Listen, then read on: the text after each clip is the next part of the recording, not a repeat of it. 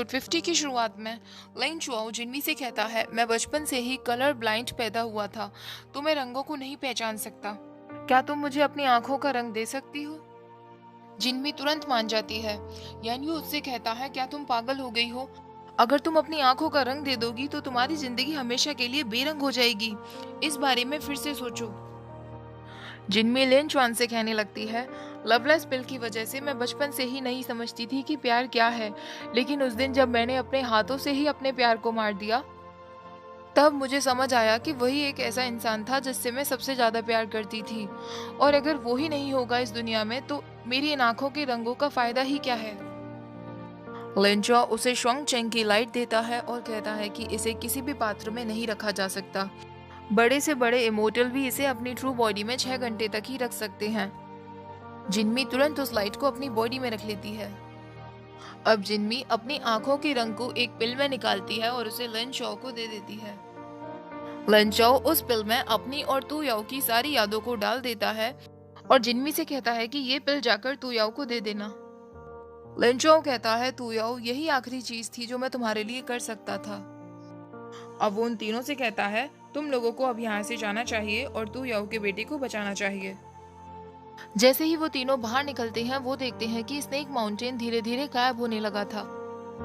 Moon immortal कहता है, ये माउंटेन मेरे भाई की स्पिरिट से बना था, इसका मतलब मेरे भाई की स्पिरिट गायब हो रही है।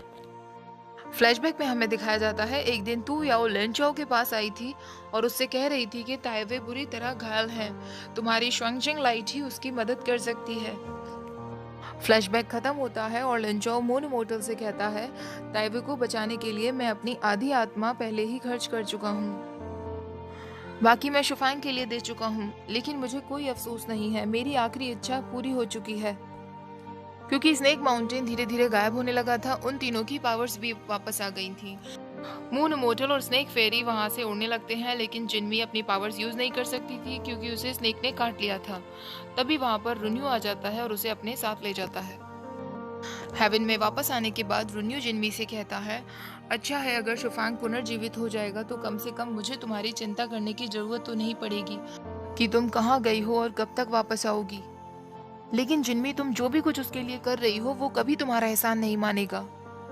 जिनमी कहती है, मैं ये सब कुछ उस पर एहसान करने के लिए नहीं कर रही हूँ, उसके साथ जो भी कुछ हुआ वो सब मेरी वजह से हुआ, तो मुझे ये करना ही है। तभी वहाँ क्वांगलू आती है और रुन्यू से कहती है कि तैसी इमोर्टल कोई खबर लेकर आए हैं। रुन्यू वहां से चला जाता है। अब जिनमी वो पिल लाकर तू याओ को दे देती है और उससे कहती है कि लिन चो ने कहा था कि ये पिल मैं आपको दे दूं। इस पिल में दुनिया के सारे कलर्स हैं, यही आपने लिन चो से मांगा था, वो आपसे हमेशा से प्यार करते आए हैं, आप हमेशा गलत डिसीजन लेती आई हैं। तू याओ देखती है कि उस पिल में उसकी और लिन चो की यादें थी और वो रोने लगती है। उसे लिन चो दिखने लगता है जो उससे कह रहा था, तू याओ मैंने तुमसे वादा किया था कि मैं तुम्हें दुनिया की मोस्ट ब्यूटीफुल चीज लाकर दूंगा, मैंने अपना वादा पूरा किया। लेकिन जब मैंने देखा कि दुनिया के सारे कलर्स जब इस पिल में मिले तो ये कलरलेस हो गई, तब मुझे पता चला कि दुनिया की सबसे सुंदर चीज एक प्योर साफ सुथरा दिल है। तू याओ टेरेस की तरफ बढ़ते हुए कहने लगती है, आज तक मैं हमेशा सारे गलत डिसीजन ही लेती आई हूँ, और टेरेस से कूद जाती है।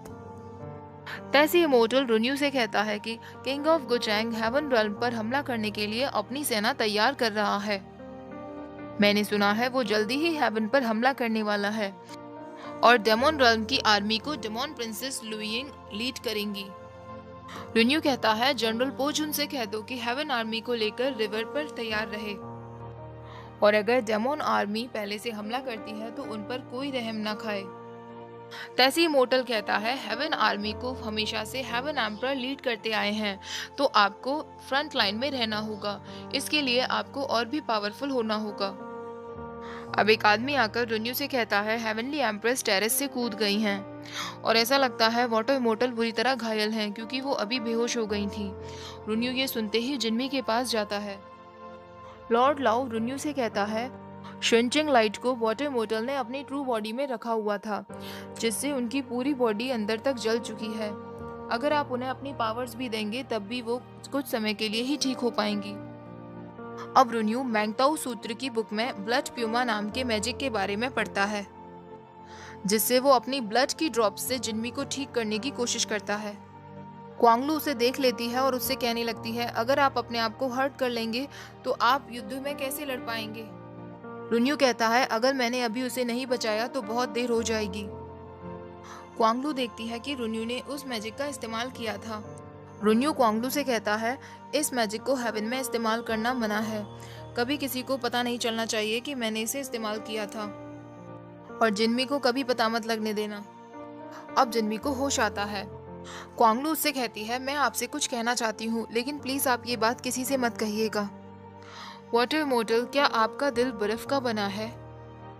और अगर ऐसा है भी तो नाइट इमोर्टल ने आपके लिए अभी तक जो भी कुछ किया है उससे आपका दिल पिघल जाना चाहिए था। क्या आप उनका दिल रखने के लिए ही नहीं कह सकती कि आप उनसे प्यार करती हैं और उनकी परवाह करती हैं? जिन्मी कहती है, मैं नाइट इमोर्टल के लिए जो फील करती हूँ वो वैसी फीलिंग नहीं जो वो समझते हैं। अगर मैं सिर्फ उनका दिल रखने के लिए ही कह दूं कि मैं उन्हें प्यार करती हूँ तो क्या इससे वो और भी हर्ट नहीं हो जाएंगे? क्वांगलू, अगर मैं तुमसे कहूँ कि तुम ऐसे दिखाओ कि तुम नाइट इमोर्टल के लिए कोई फीलिंग्स नहीं रखती, तो क्या तुम ये कर सकती हो? मैं और तुम एक ही जैसे हैं। हमें पता है कि जिससे हम प्यार करते हैं शायद हम उसके साथ नहीं रह सकते, लेकिन फिर भी हम अपने दिल से झूठ नहीं बोल सकते। अब क्वांगलू रुन्यू से कहती है, ब्लड न्यूमा मैजिक आपका आधा जीवन काल ले लेगा। उस मैजिक की वजह से आप बहुत कमजोर हो चुके हैं। क्या आप फिर भी युद्ध स्थल में जाना चाहते हैं? न्यू कहता है, अब जब मैं एम्परर बन चुका हूँ तो हेवन के प्रति मुझे अपनी रिस्पॉन्सिबिलिटीज निभानी होंगी। अब जिन्मी लॉर्ड लाओ के पास आती है। लॉर्ड लाओ उसे देखकर कहते हैं कि कल आपकी हालत इतनी खराब थी कि आपको बचाया भी नहीं जा सकता था, लेकिन आज आप बिल्कुल ठीक लग रही हैं। जिन्मी कहती है, क्या मेरी कंडीशन इतनी सीरियस थी? लेकिन अब तो मुझे बिल्कुल ठीक लग रहा है। क्या आप मुझे बता सकते हैं कि इसका क्या रीजन हो सकता है? लॉर्ड लाओ कहता है, मैंगताओ सूत्र किताब में एक मैजिक है, ब्लड न्यूमा। जो भी इस मैजिक को करता है उसे अपने हाथ की 7 नसों को काटकर अपने अंदर की एनर्जी को ब्लड के जरिए देनी होती है, जिससे उसका आधा जीवन काल खत्म हो जाएगा। श्वेंचिंग लाइट से बचाव का इस मैजिक के अलावा और कोई उपाय नहीं है। अब जिन्मी रुन्यू के पास आती है और उससे पूछती है, क्या तुमने ब्लड न्यूमा नाम का मैजिक इस्तेमाल किया है? तुम्हें पता है तुम उससे अपना आधा जीवन खो दोगे, फिर भी तुमने ऐसा किया। काफी समय पहले एक बार मेरी जान स्नेक फेरी ने बचाई थी। कर्ज चुकाने के लिए मैं 1000 ईयर्स तक उन्हें अपनी पावर्स देती आई थी, और तुमने तो मुझे अपना आधा जीवन दे दिया। मैं तुम्हारा कर्ज कैसे चुकाऊंगी? रुन्यू कहता है, मैं नहीं चाहता कि तुम कोई भी कर्ज चुकाओ। मैं बस चाहता हूँ कि तुम मेरे साथ रहो, मेरे पास रहो। मेरे लिए बस यही काफी है। मैं अपनी पुरानी जिन्मी वापस चाहता हूँ, जिसे दुख दर्द का कोई पता नहीं था, जो हमेशा खुश रहती थी। जिन्मी कहती है, मुझे माफ कर दो, लेकिन मेरे दिल में बस शुफैंग है। मुझे दिन रात उसकी बहुत याद आती है। मैं उसे नहीं भूल सकती। रुन्यू कहता है, अगर एक दिन मैं शुफैंग की जगह होता तो क्या तुम मुझे भी बचाने के लिए ऐसा करती?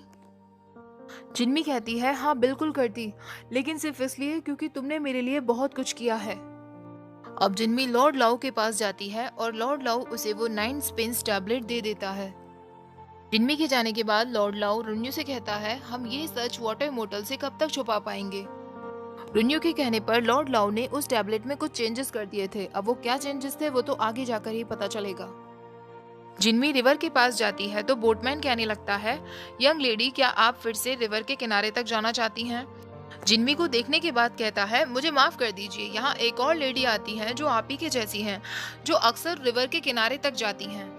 जिन्मी कहती है, क्या आप मुझे बता सकते हैं कि वो लेडी कौन है? बोटमैन कहता है, मैं उन्हें नहीं जानता, लेकिन उनके हाथ में मोर के पंखों से बना एक फैन रहता है।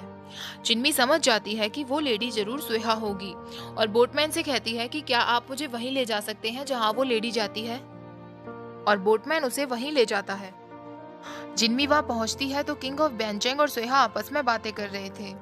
किंग ऑफ बैंचेंग सुहा से कह रहा था, सुहा किंग ऑफ बैंचेंग से कह रही थी, वो 9 स्पिन्स टैबलेट लॉर्ड लाओ के पास है, लेकिन हेवन में जाकर लॉर्ड लाओ से उस टैबलेट को मांगना बहुत मुश्किल है, क्योंकि हेवनली एम्परर रुन्यू है। किंग ऑफ बैंचेंग कहता है, जब तक आपको वो टैबलेट नहीं मिल जाती तब तक आपको अपनी पावर्स से ही शुफैंग की स्पिरिट को रखना होगा। और आप चिंता मत करिए, यहाँ पर मैंने सील लगा दी है, इस जगह पर नॉर्मल लोग नहीं आ पाएंगे। सोहा जब बाहर की तरफ आती है तो जिन्मी एक पत्थर में बदल जाती है। हालांकि सोहा को उस पर शक हो जाता है। अब जिन्मी वहां लगे बैरियर को तोड़ते हुए अंदर जाती है। जब वो अंदर जाती है तो उसे शुफांग की स्पिरिट रखी हुई दिखती है, जिसे देखकर वो रोने लगती है।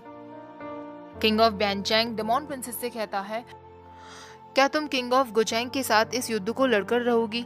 लेकिन अगर मैं तुमसे कहूँ कि जिस शुफांग के लिए तुम ये युद्ध लड़ रही हो उसे बचाया जा सकता है, तो क्या फिर भी तुम इसे लड़ोगी? प्रिंसेस कहती है, क्या शुफांग जिंदा है? किंग ऑफ बैनचैंग कहता है, उस दिन जब शुफांग मरा था, सोहा ने फीनिक्स फेदर में शुफांग की फिजिकल सोल को प्रोटेक्ट कर लिया था। वो डेमोन realm में मुझसे एक जगह मांग रही थी जहां वो शुफांग की फिजिकल सोल को रख सकें।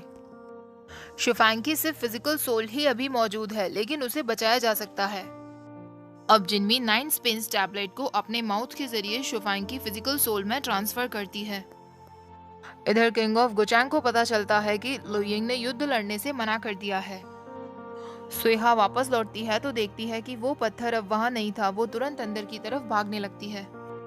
अब शुफांग धीरे धीरे पुनर्जीवित होने लगता है। इससे पहले कि शुफांग को होश आ पाता, जिन्मी सोहा के कदमों की आवाज सुनती है और वो बटरफ्लाई बनकर वहां से उड़ जाती है। जिन्मी के जाते ही शुफांग आंखें खोलता है और अपनी ट्रू फॉर्म फीनिक्स में आ जाता है, जिससे सबको पता चल जाता है कि फीनिक्स यानी कि शुफांग पुनर्जीवित हो चुका है। शुफांग आंखें खोलते ही जिन्मी का नाम लेता है। सोहा उसके पास आती है और उससे कहती है, मेरी मेहनत सफल हुई। मैं अपनी पावर्स आपको काफी समय से देती आ रही थी। मुझे खुशी है कि आप पुनर्जीवित हो गए हैं। शुफांग उससे एम्परर के बारे में पूछता है तो सोहा कहती है, एम्परर मर चुके हैं। उन्होंने आपकी फिजिकल सोल को फीनिक्स फेदर में रखने के लिए अपनी पूरी पावर्स लगा दी, जिससे वो मारे गए। रुन्यू अब हेवनली एम्परर बन गया है। रुन्यू ने आंट को भी अपनी जान लेने पर मजबूर कर दिया। मैं आपको अपनी पावर्स देती आ रही हूँ और मैंने हेवन में जाकर आपके लिए 9 स्पिन्स टैबलेट चुराई, जिससे आपको पुनर्जीवित कर सकूं। शुफांग कहता है, मैं पहले ही मर चुका था। तुम्हें मेरे लिए ये सब करने की कोई जरूरत नहीं थी। जिन्मी बाहर आती है और कहने लगती है, शुफांग तुम्हारे साथ ये सब मेरी वजह से हुआ है। अब मैं तुम्हें कभी फेस नहीं कर पाऊंगी। और वहां से चली जाती है। म्यूसी आकर कहता है, किंग ऑफ गुचैंग को फायर मोर्टल का पता चल चुका है और वो यू केव की तरफ बढ़ रहे हैं। किंग ऑफ बैनचैंग डेमोन प्रिंसेस से कहता है, फायर मोर्टल खतरे में है। सीक्रेट रास्ते से यू केव की तरफ जाओ। म्यूसी कहता है कि मुझे पता है सीक्रेट रास्ता किधर है। जब दोनों उस सीक्रेट रास्ते पर जाते हैं तो म्यूसी कहता है, किंग ऑफ गुचैंग ने मुझे इसी केव में बंद करके रखा था और मुझ पर बहुत अत्याचार किए थे। मैं मुश्किल से अपनी जान बचा पाया। तभी मुझे इस सीक्रेट रास्ते का पता चला था।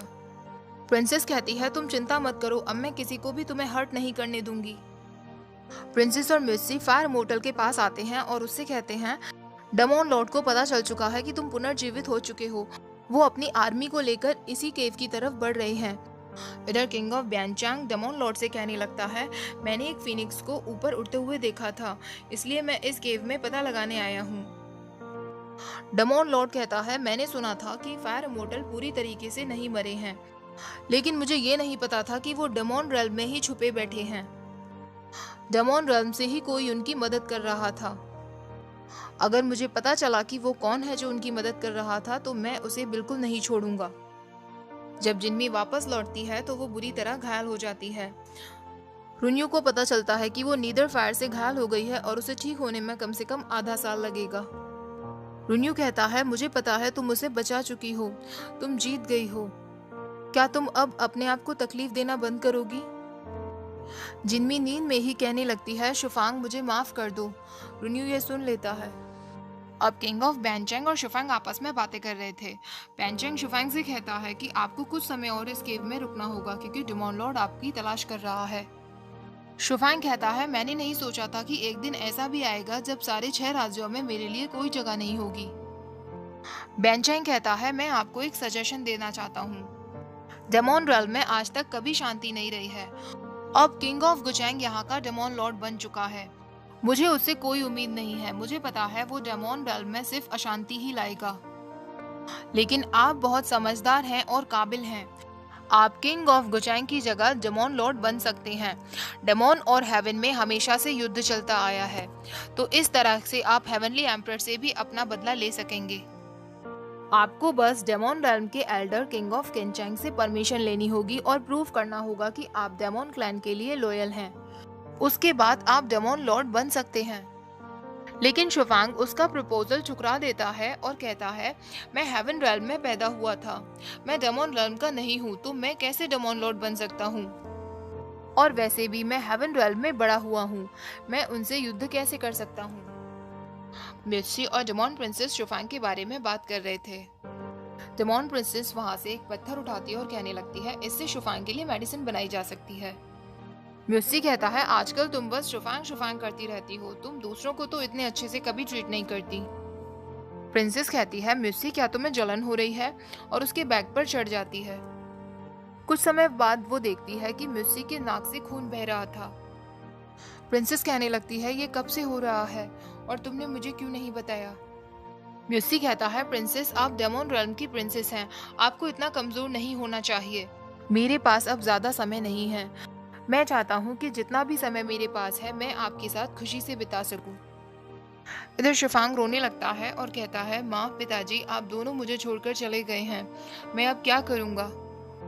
अब वो सीक्रेटली हेवन में जाता है और अपने चीवू पैलेस में जाता है, जहाँ वो देखता है उसके फीनिक्स फ्लावर का पेड़ मुरझा चुका था।